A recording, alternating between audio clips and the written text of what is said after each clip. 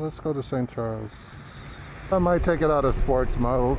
Yeah, we should probably take it out of sports mode because over here, let's do this. And we're going to take it out of sport and put it into comfort and keep it in comfort. This is their dashboard.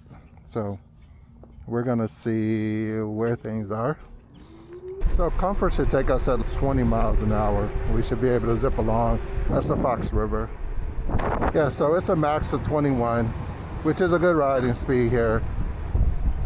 Ducks and geese all over the place. Kind of quiet. Nobody's out. Keep in mind it's just before 10 o'clock on a Saturday morning. I might actually turn the cruise control on. That might be pretty nice too. This is where, like with my P65, I didn't necessarily have to worry about I could just put it in cruise control and it would just maintain this. We're gonna put that on as an option. We're at 90% right now. So the cruise control is on now. So maxed out at 20, rolling along. And I don't think anybody really does, like they do range tests. I've seen people do range tests all the time but when you're doing range testing, you're like, okay, I'm looking to see, I'm not 18, 19 years old, 6 pounds. I stand 6'1", 230 pounds. And for me, for us to be able to do this, we need to make sure we can look at a couple of things. We can look at where things are. By the way, I did get the quad lock, the USB wireless charger, so that my phone could charge while I was riding along and I wouldn't have to keep worrying myself about it. I'm wondering if the regen turns it off. It does. It turns the cruise control off until you get back up to your speeds. Nothing to stop for. Let's roll. Ooh, you can smell like cows. You smell it. We are still, I think we're in like South Elgin right now. When that property area comes, I think that's going to be interesting to go riding over there too. I looked at that last time when I came down here, but I didn't know how good that was going to be. But we'll see. They haven't started building it yet, but I'm assuming sometime in the summertime. I can tell you one thing about this. This is a much more comfortable ride than it was for me when I was on. The P65 is a comfortable ride. It certainly is. What I think is interesting is sometimes it'll make the beeping noise and sometimes it won't. Would I recommend you doing this all out, barreling through 30 miles an hour on this? I would not. You're capable of it, but I think that for a smooth ride, because like right now this is really smooth. There's no reason, like you're not keeping up with any traffic. There's not a reason for you to be blazing at 30 miles an hour. I've done this, like I said, on the P65, and when I did it, I remember thinking to myself, I didn't know there were hills, and I was like, oh crap, I don't know if I'm going to make it. If you look at my arm length, that's something else. This is very comfortable for somebody 6 feet tall. We're at about 40 degrees. I left out a little bit after 9. I was talking to my neighbor for a while. It's 10 o'clock, almost 10 o'clock exactly. We're at 6 miles, by the way. So I told you I would say 5 miles. We're 6 miles on this trip. You can feel it cut back the power. I'm gonna get it back up to its speed. It has to hit the top speed for that particular gear before it'll go off. It'll blink and let you know that you're in mode, and I'm in mode 2, as you can see.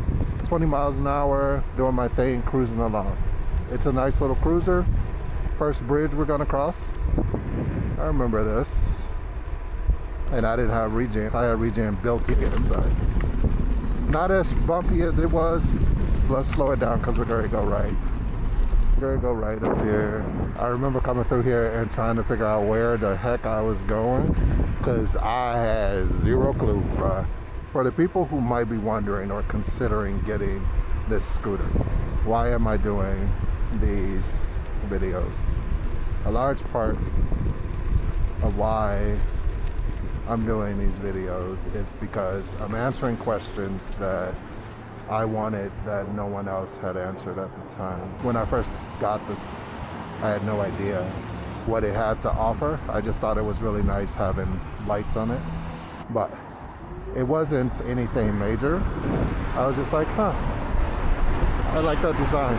And so that's what made me, I had never like ride in this mode. Like when I'm in the city, I don't ride in this mode. Most of the time I'm riding in sports just because you got to keep up with traffic. Here, there's lots of bike roads in this area. These areas, like, I know you're probably like, why this particular vehicle? So for me, I needed something that had dual motors. And I wanted dual motors because obviously I have some hills that we came down the hill, as I'm sure you saw. There are hills that I had to climb every day coming home from work. And for me, my P65, my Segway P65, it would get me up and down the hills without an issue. It would climb. I just wanted a dual motor scooter. I wanted to see what was such the big thing with the dual motor. Why a dual motor? But we're gonna see what this can do for like long range. We're at 8 miles. Most of the time when you're out doing this type of stuff, I think people would look at me and go, why would you choose to ride a scooter? You could just get a car. And you know what? You're correct. Having a car is a thing, and I certainly could have purchased a vehicle. I wanted a scooter. So this is where people come to. So we're gonna have to slow things down just because it could scare people. I scare people all the time with this because they're not accustomed to somebody being on scooters. So it's something different for them. We've got about 4 miles till we make it to St. Charles. We're still full battery right now. We're running in comfort mode, and we are really enjoying this. I guess I should say not love. I like trains because there are people that actually love them. Like they spend tons of money going to ride trains and things like that. For me, I do ride a train 4 days a week. It's something interesting. And we're going to see how it does. I expect it to slow down, but it'll do what it needs to do in order to pump us up this hill. But it is pulling us up this hill just fine. Dual motors, dual 600 motors, pulling us where we need to go. But we're not at the crest of the hill yet. This is one of the hills that I do on any vehicle to test. Not sure of the incline yet, but I will find out when we get home and look at the data to find out. But this has maintained a 20 miles an hour, moving a 230-pound man up a hill with quite the incline. When most bikers are coming through here, they've had to slow down. We're gonna go out on the main road here in a minute or so. So we got some bars down on our system. So we're gonna see. So we need to slow things down. This, you're going to be going into like people's streets and stuff like that, like their neighborhood, if my memory serves me correctly. Actually very thankful for the cruise control on this, because if you are doing something like this where the cruise control is very nice to have, like right now there's not anybody else out, and you'll see some of the homes here in St. Charles in a minute. I remember when I came down here the first time and then realized, oh my goodness, I get dumped out into the streets. Get dumped out into the street. You are on the main road doing your... To not bring the gloves. It's pretty windy. It's nice outside, don't get me wrong. It is super nice outside, but like most people would say like this is too slow. But one thing that I've learned very quickly in the couple of months that I have been doing this is that you blazing through the city 40 miles an hour, realistically that's not the jam, bro. You're not gonna do very well with that for long periods of time. What's the jam? A really nice cruiser. Spend some time just cruising on a comfortable deck. I wear a size 12 and a half, and my size 12s and a half are very comfortable with no problems at all. So I can roll. Bike lane here, but You're getting ready to go back into the bike lane areas over here in a couple of minutes. I think this is perfect for their area. Like, most people won't pay attention to you. They see you on a scooter, but outside of being careful, they can't hear you. The engine is silent, so they can't hear you when you're approaching.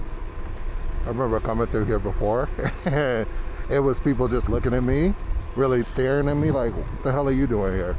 And so you have a bike path through where you live. We're getting ready to go through a really pretty part. I'm gonna shut up, let you guys really enjoy the river over there. That is the Fox River. And there's one particular part when we get ready to make the lot back home that I love it. It's openness. I think I'm gonna take a picture when I get there. I just love it, like right over the bridge. We're gonna cross this like bridge. It looks like a dam. We're picking up speed. It was starting to speed up. I'm like, whoa. It may just be the elevation was the thing. Oh, I just love this. Can't say enough good things about this. I'm sure later on this will be busy. Just because it can carve doesn't mean you should always. Sometimes if you try to carve, it can be squirrely, but at low speeds it's fine. I remember that last time and I was like, oh my goodness, this thing is... All right, it's starting to speed up again. We're gonna have to slow it down. Beautiful, like going along the Fox River. We're going into gravel, so now like the off-road part, if you will, of what this device has. We get to see it because this is not, but it's like mud and some off-roading through what you're doing. You're not just on concrete the whole time. So if you were considering this device for your daily commute and you go through stuff like this, might be something worth you getting. I would not take these turns at like 20 miles an hour. Just you're on this dirt roads, and yeah, I wouldn't feel comfortable doing that. Not yet. Some of them, sometimes I can make, like here, I'm gonna make this. And we're back on concrete again. There is a little campground, not campground, it's like a rest area up here. You will typically see people doing, they'll be up over here to the left, and we're going there. So we're going to dump out into a neighborhood. All right, so now you're in a regular neighborhood. We'll be going up hills, and I started panicking right here on my P65 because there was a crap ton of stuff that, first of all, I didn't notice here. These houses, how pretty they are. Houses with Teslas, beautiful neighborhoods, manicured grass. I know a lot of people aspire to live in homes like this. I don't really aspire to live in homes like this. I think they're pretty. That's just not what I aspire to live in. And I don't know why, actually. I just don't. One thing I will say that I love about is having regen. A dedicated regen button is really nice, not just having to slam on the brakes. You can use the regen for what it's intended to do. Here we are blazing through how large these homes are, like just freaking large, multi-family homes. I have a different, I remember being right here in the P65 and thinking to myself, oh my goodness, I didn't know if I was going to make it home. And I just barely made it home because at the time, all right, we went 17 miles and made it to St. Charles. We are near the Main Street area of St. Charles, and we are going to work on our way going home. We'll see where we are. Let's check our battery too. Yeah, we are 65% on our battery. Yep, we're gonna take a selfie. We made it. We made it to St. Charles, and we have 17 miles, and we should be back home in another 30 or 40. All right, so we have 9 miles, it says, to get back home. Okay, we're at 0 on the trip. Let's roll. What's up, honey? No, I'm just gotta put the hood down so the wind's not blowing.